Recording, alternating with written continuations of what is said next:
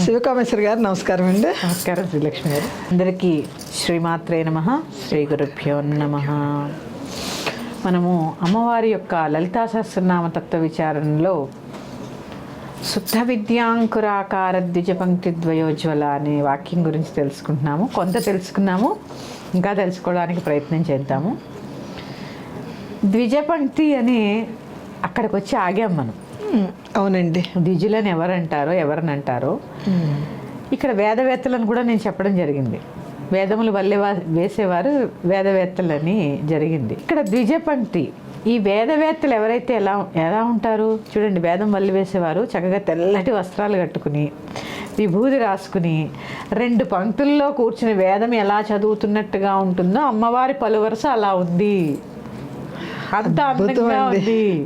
అద్భుతం. అంటే ఆ వాక్కు గురించి చూడండి. వేదమే ఆవిడ వాక్కు, వేదమే ఆమె వాక్కు, ఆవిడ దంతాలే వేదాలు.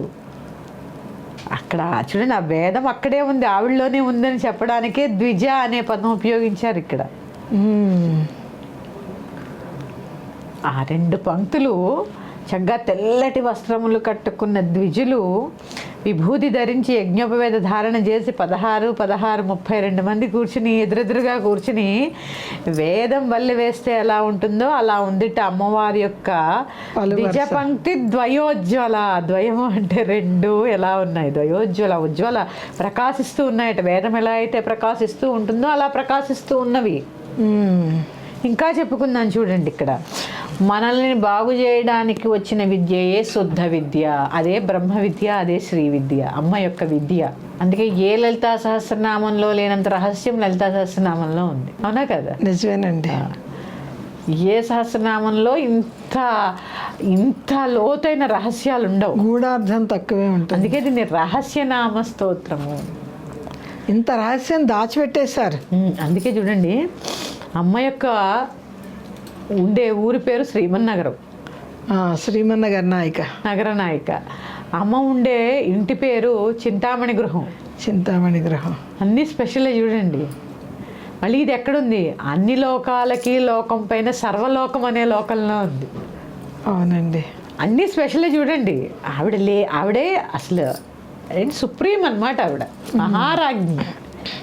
ఇక్కడదే చెప్తున్నారు, మనల్ని బాగు చేయడానికి వచ్చిన విద్యే శుద్ధ విద్య, అదే వేదము. అందుకే ఇక్కడ ద్విజ అనే పదం వాడబడింది. ఇందుకు ఆ వేద విద్యను అనుష్ఠానం చేస్తూ అర్హత పొంది సంస్కారం పొందిన వేదవేత్తులైన విప్రులని ఆశ్రయించుకుని ఉంటుంది వేదము. ఈ యొక్క వేద విద్యని, అమ్మవారి యొక్క విద్య శుద్ధ విద్య, అదే వేద విద్య. ఈ వేద విద్య అనుష్ఠానము చేస్తూ అర్హత పొంది సంస్కారం పొందిన మహాత్ముల యొక్క వారి పేరే వేదవేత్తలు. వేదవేత్తలు. అయితే ఈ వేదవేత్తులైన విప్రులని ఆశ్రయించుకుని ఉంది. విప్రుల దగ్గర ఉంటుంది, వేదం చెప్పే వారి దగ్గర ఉంటుంది అన్నమాట. ఎక్కడుంది? విప్రుల్ని ఆశ్రయించుకునుంది. అంటే ఇక్కడ వేదవేత్తలైన బ్రాహ్మణులే ద్విజ పంక్తి. ఇందాక చెప్పాగా 2 లైన్లో కూర్చున్నారు. ద్విజ పంక్తి. వేద పఠనం చేసేటప్పుడు వేదవేత్తలు భస్మధారణ చేసుకుంటూ ఉంటారు, ధవళ వస్త్రాలు ధరిస్తూ ఉంటారు, ఎదురెదురుగా కూర్చుని వేదం చదువుతూ ఉంటారు. వేద పాఠశాలలో కూడా ఎదురెదురుగా కూర్చుని చదువుతారు వేదం. ఇలా వీపు కాదు, ఇలాగే చూస్తారు. ఎదురు బదురు కూర్చుంటారు. అవునండి. వీపు చూపించరు. ఇక్కడ అటో 16 మంది ఇటో 16 మంది కూర్చుంటే ఎంత అందంగా ఉంటారో అంత అందంగా అమ్మవారి యొక్క పలు వరుస ఉంది. బ్రాహ్మణులు వరుస వేదాలు వల్ల వేస్తున్నారు అన్నట్టుగా అమ్మవారి యొక్క పలు వరుస ఉంది. ఇక్కడ అదే చెప్తున్నాను, అమ్మవారి యొక్క దంతములు సమస్త వేదవాంగ్మయాన్ని మనకి సూచిస్తున్నాయి. ఆమె జగజ్జనని, ఆమెలోనే వేదవాంగ్మయాన్ని మనకి సూచిస్తున్నాయి. అందుకే ఇక్కడ సమస్త వేదాలు వెలువడిన వాగ్భవకూటాన్ని గురించి చెప్తున్నారు. వాగ్భవకూటము, వాక్ ఎక్కడి నుంచి వస్తుంది?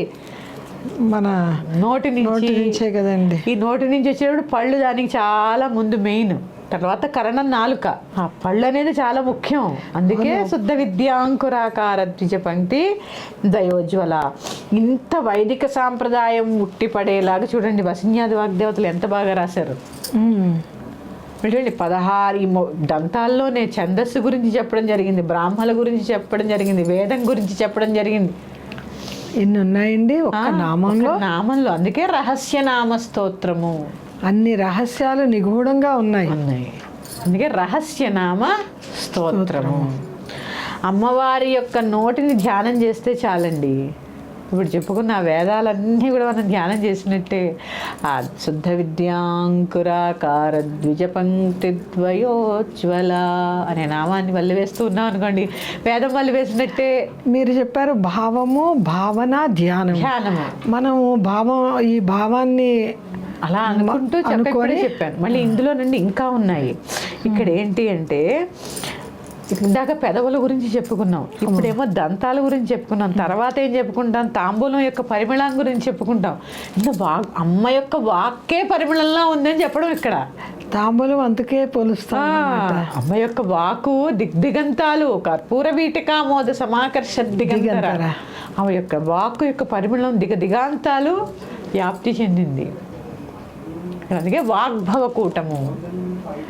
ఇంకా ఏం చెప్తున్నారు తెలుసా అండి, అమ్మవారి యొక్క దంతాలని భావన చేశామంటే ప్రజాపతులని భావన చేసినట్టే, ప్రజాపతుల యొక్క శక్తులన్నిటికీ కూడా నమస్కారం చేసినట్లే. ఈ యొక్క శుద్ధ విద్యాంకురాకార ద్విజపంక్తి ద్వయోజ్వల అనే నామాన్ని చదవడం వల్ల ఆ ప్రజాపతులను కూడా మనము ఒక నమస్కారం చేసినట్లే. అందుకే లలిత విశ్వ విగ్రహ అన్నారు. లలిత విశ్వ విగ్రహ, విరాట స్వరూపం, విశ్వవంత విగ్రహం, విరాట్ స్వరూపం. ఎంత ఉంది ఒక నామంలో చూడండి, ఎంత చెప్పుకున్నా తక్కువే.